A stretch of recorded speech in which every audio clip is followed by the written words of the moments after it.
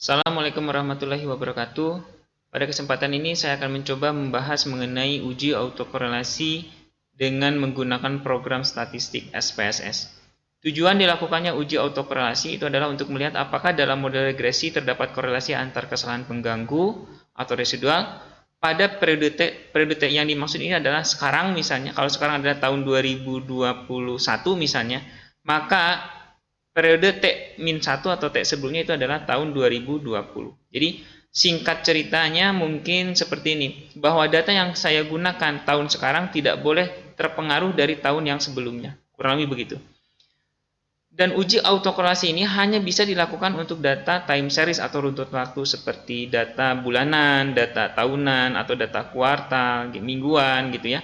Itu adalah data time series dan tidak bisa dilakukan untuk data yang kita dapatkan dari hasil kuesioner atau yang kita sebut dengan data primer. Kurang lebih begitu.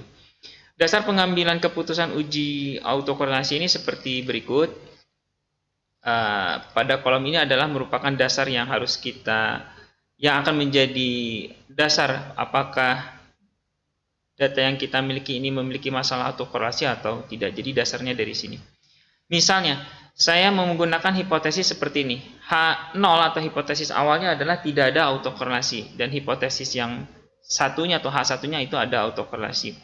Apabila DW hitung ini adalah nilai DW yang kita dapatkan dari hasil output SPSS nanti gitu ya.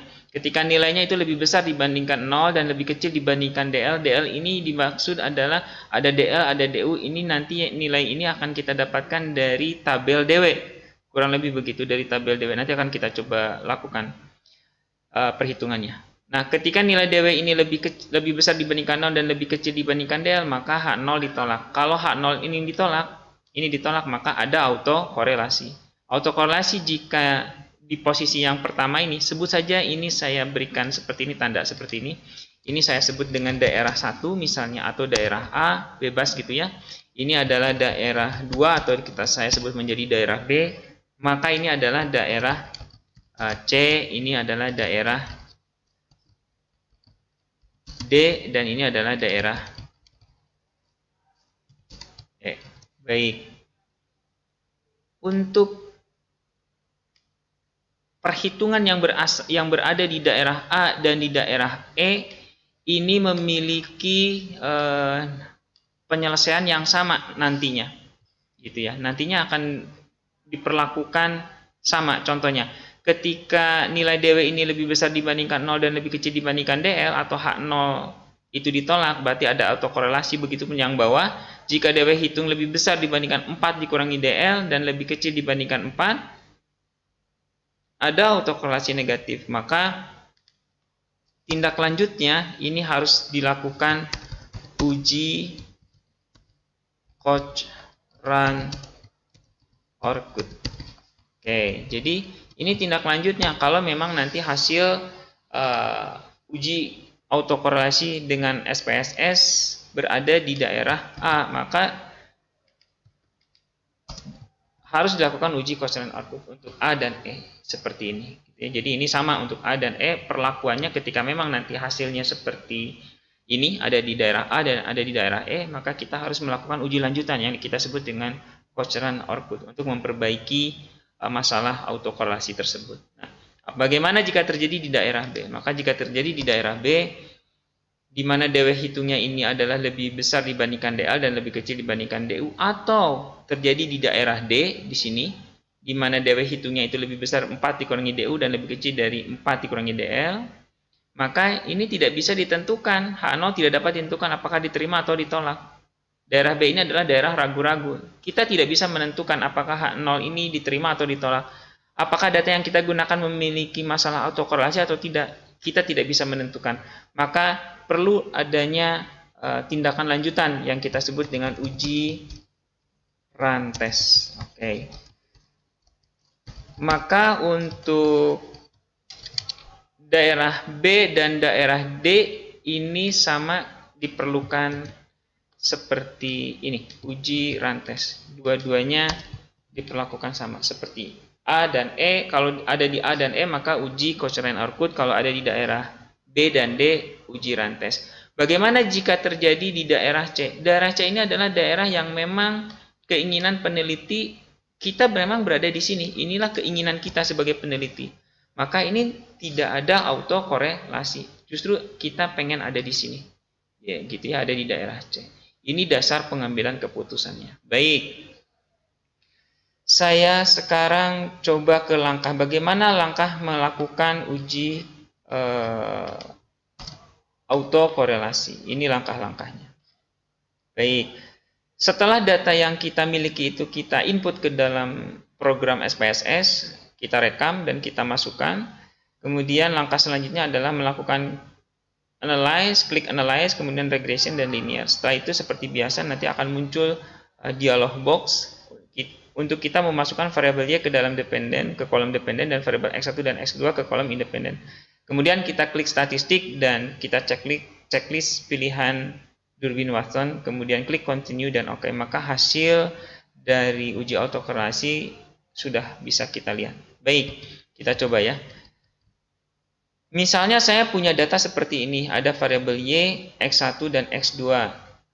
Tidak ada informasi lanjutan Y untuk variabel apa, X1 untuk variabel apa, dan X2 untuk variabel apa. Kemudian yang ditanya dari data ini adalah lakukan uji autokorelasi kurang lebih begitu dengan tingkat signifikansinya adalah 5% dan apabila terjadi permasalahan tolong diperbaiki. Kurang lebih begitu bahasa soal ini. Maka kita input datanya ini, kita rekam datanya ini ke dalam SPSS. Kita masukkan ke dalam SPSS-nya. Baik, saya coba clearkan dulu. Oke, saya masukkan ke sini. Baik, ini datanya. Kemudian kita berikan nama. Karena tidak ada informasi lanjutan, yaitu untuk apa, X itu untuk apa, dan X2 untuk apa, maka labelnya kita kosongkan. Kalau misalnya ada, yaitu adalah misalnya untuk pendapatan, sebut saja gross domestic product di sini, ya nanti kita tulis di sini GDP. X1 untuk konsumsi, kita tulis untuk konsumsi. Karena tidak ada informasi itu, maka saya kosongkan saja. Baik, langkah selanjutnya seperti yang sudah diinformasikan di sini. Kita coba masuk ke klik analyze, kemudian regression, kemudian linear. Ini langkah selanjutnya, analyze, regression, dan linear. Kita klik. Nanti akan muncul dialog box seperti ini, di mana variabel Y kita masukkan ke kolom dependen seperti ini. X1 dan X2 kita masukkan ke kolom independen. Langkah selanjutnya sesuai dengan perintah yang tadi. Di sini kita harus ngeklik yang kita sebut dengan statistik.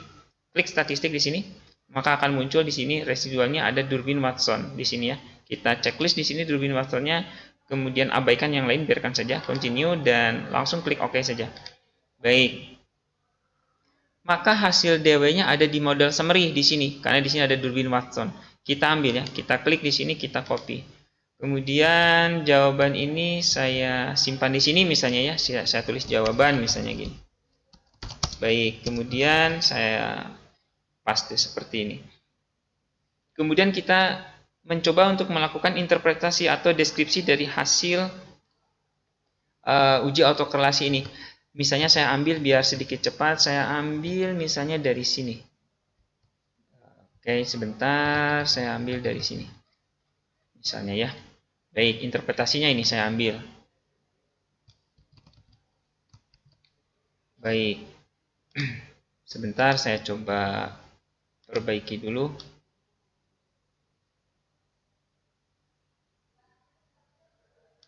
Oke, seperti ini ya, saya coba perbaiki. Dari apa yang sudah kita lihat di sini, saya harus mengetahui dulu DL dan DU-nya berapa atau di tabel DW-nya berapa. Nanti baru bisa kita lihat posisi hasil SPSS ini, atau ini disebut dengan DW hitungnya, ada di posisi A, di daerah A, B, C, atau D, atau E. Saya tidak tahu. Oleh sebab itu, kita coba cari dulu tabel DW-nya. Ya, baik, kita coba cari tabel DW-nya. Misalnya saya simpan di sini tabel DW-nya.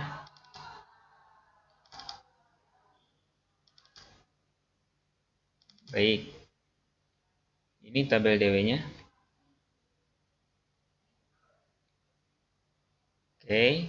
Kemudian saya turunkan ke bawah karena disuruh yang menggunakan 5%, saya cari yang 5%.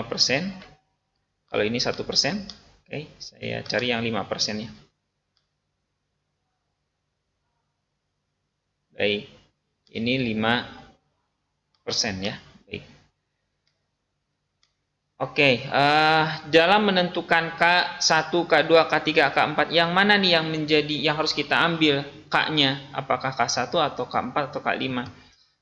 Dari hasil referensi yang saya pakai misalnya, untuk menentukan K ini, itu didapatkan dari jumlah variabel independen itu yang saya gunakan ada dua, X1 dan X2. Kemudian kita sebut di situ nanti ada yang namanya koefisien regresi. Maka saya ambil koefisien regresinya. Kalau variabel independennya 2, maka koefisiennya pasti 2, koefisien regresinya. Pasti 2. Jadi yang dimaksud dengan koefisien regresinya itu adalah seperti ini misalnya. Saya ambil misalnya seperti ini, koefisien regresi itu Y sama dengan A ditambah misalnya ya B1 X1 kemudian ditambah B2 X2. Nah, seperti maka yang menjadi koefisien regresinya itu adalah B1, ini koefisien regresinya dan ini adalah B2. Ini menjadi koefisien regresi. Ini adalah yang saya maksud ini berarti ini menjadi dua koefisien regresi. Gitu. Kalau misalnya di sini ada variabelnya X3 misalnya, maka di sini pasti ada B3 dan di sini akan X3 seperti itu. Maka ini akan menjadi hitungan menjadi 3 koefisien regresi. Karena yang saya pakai dalam contoh itu hanya ada 2, maka koefisien regresinya adalah B1 dan B2. Ditambah konstanta, ini adalah konstantanya. Maka menjadi 3. Karena di sini hitungannya ada 3, koefisien regresi ditambah konstanta, maka K yang diambil adalah K sama dengan K3. Baik.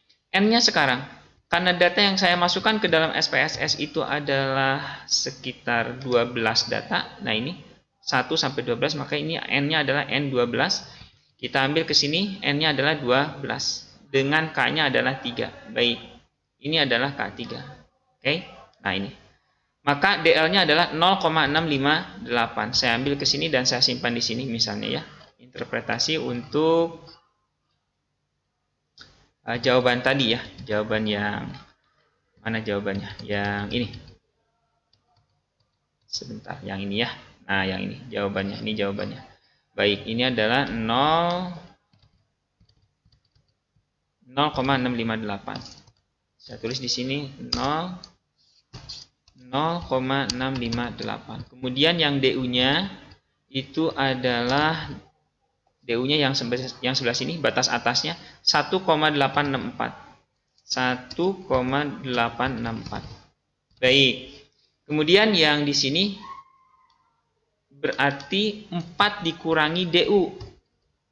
4 dikurangi DU. 4 dikurangi DU berarti 4 dikurangi 4,1864. Baik, saya coba hitung dulu. 4,864. 4 dikurangi 1,864. Nilainya adalah 2,136. Kurang lebih begitu ya. Nah, yang sekarang yang 4 dikurangi DL berarti 4 dikurangi 0,658. Nilainya adalah 3,342. Baik, saya sudah punya batasan atau saya punya nilai dari setiap daerah yang akan menjadi patokan kita. Baik, kita kembali ke nilai Durbin-Watson-nya atau DW hitungnya. Nilai 2,857 itu ada di daerah mana? A, B, C, D, atau E. Ternyata ada di daerah D. Dia lebih besar dibandingkan 2,136 dan dia lebih kecil dibandingkan 3,342. Maka sebut saja ini saya pindahkan ke sini. Sebentar. Saya pindahkan ini ke sini ya, biar ke sini.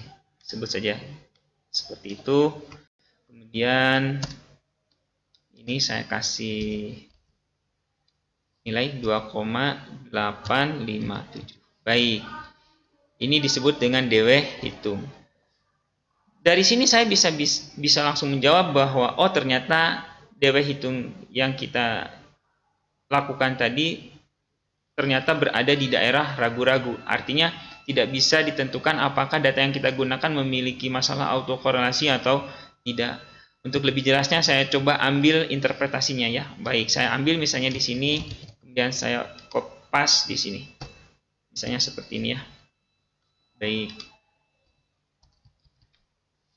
Berdasarkan hipotesa tes DW di atas dapat terlihat bahwa pada tingkat kepercayaan 95% H0 ini ya, H0 tidak dapat ditentukan apakah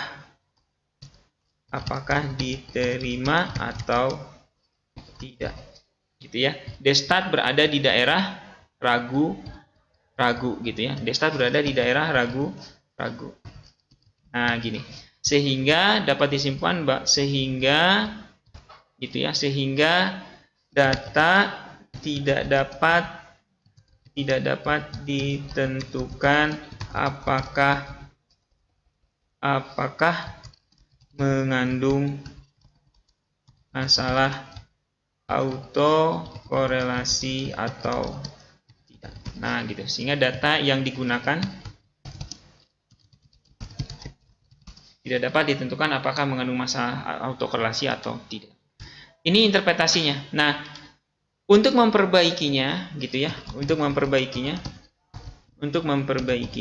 tadi kita sudah jelaskan di atas, itu adalah dengan menggunakan uji rantes, gitu ya. Jadi kita harus melakukan uji rantes. Baik, untuk melakukan uji rantes kita kembali ke SPSS saja, kita klik SPSS-nya seperti ini. Kita coba melakukan uji rantes. Caranya adalah dengan mencari residual 1 atau res 1 terlebih dahulu. Klik analyze, kemudian regression, kemudian linear, gitu ya. Nah, dari sini kita klik karena tadi sudah kita memasukkan variabel y-nya seperti ini dan x1 dan x2, kita biarkan saja. Kemudian kita klik save di sini, kemudian kita klik residual di sini untuk mendapatkan res 1. Kita continue dan oke. Gitu ya. Baik, hasil ini kita abaikan. Close now. Gitu ya. Kita sudah muncul res 1 di sini. Setelah res 1 kita dapatkan, maka kita masukkan lagi, kita klik lagi analyze, kemudian non parametric test gini ya. Kemudian legacy dialog dan di sini ada runs. Nah, ini kita klik runs-nya. Baik. Akan muncul seperti ini dan kita masukkan unstandardized-nya, masukkan kita ke test variable list, kita masukkan seperti ini dan langsung oke saja, lainnya kita abaikan. Baik, ini kita ambil jawabannya dan masukkan ke jawaban kita tadi, gitu ya. Kita masukkan ke sini. Nah, ke sini. Baik, misalnya saya copy di sini. Saya pastikan di sini ya. Baik. Oke, ini dia jawabannya. Kita fokus ke yang nilai sig-nya. Baik, dasar keputusannya kurang lebih seperti ini. Karena nilai sig sebesar 0,364 di mana nilai tersebut lebih besar jika dibandingkan gitu ya, jika dibandingkan dengan nilai signifikansi 0,05 atau saya sebut saja 5%, kurang lebih begitu, maka data yang digunakan tidak mengandung masalah autokorelasi. Itu. Baik. Ini kurang lebih dasar pengambilan keputusannya itu adalah nilai sig-nya harus lebih besar, nilai ini sig-nya ini maksud saya harus lebih besar dibandingkan 0,05, maka tidak mengandung masalah autokorelasi atau H0 itu ditolak gitu ya. Tapi kalau misalnya ini lebih kecil dibandingkan 0,05, maka mengandung masalah autokorelasi. Gitu ya, akan mengandung masalah autokorelasi. Dan Anda harus melakukan uji Cochran-Orkut untuk mengatasi masalah tersebut. Baik, uji autokorelasi selesai dengan perbaikannya menggunakan rantes. Terima kasih. Assalamualaikum warahmatullahi wabarakatuh.